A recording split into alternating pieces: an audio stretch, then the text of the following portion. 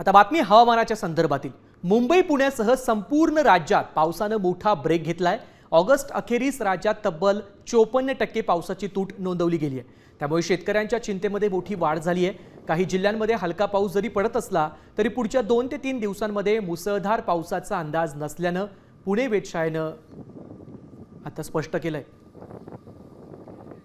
दरम्यान या संदर्भात पुणे वेधशाळेचे हवामान शास्त्रज्ञ SD सानप यांच्याशी संवाद साधलाय आमचे प्रतिनिधी अक्षय बडवे यांनी। पाहूयात। जुलै महिन्यात सर्वदूर मान्सूनने महाराष्ट्र व्यापला, पण त्यानंतर मान्सूनचा पाऊस जो आहे तो महाराष्ट्रावर काहीसा नाराज आहे का असा प्रश्न विचारावा लागेल। पुणे वेधशाळेचे हवामानशास्त्रज्ञ डॉक्टर SD सानप आपल्यासोबत आहेत। सर, काय पावसाचा अनुमान आहे पुढच्या काही दिवसांसाठी आणि ऑगस्ट महिना कसा गेलाय?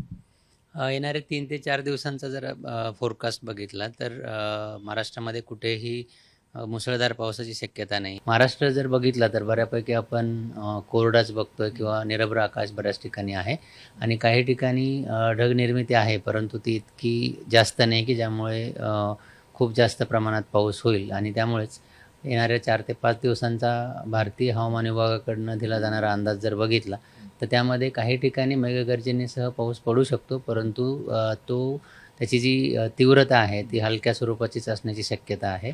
आणि त्यामुळे आपण बघू शकतो की येलो, ऑरेंज किंवा रेड अशा प्रकारचा कोणताही अलर्ट येणाऱ्या 5 दिवसांसाठी नाही आहे। अजूनही महाराष्ट्र मुसळधार पावसाच्या प्रतीक्षेत आहे। कॅमेरामन सुमित भोसलेसह अक्षय बडवे, साम TV न्यूज, पुणे।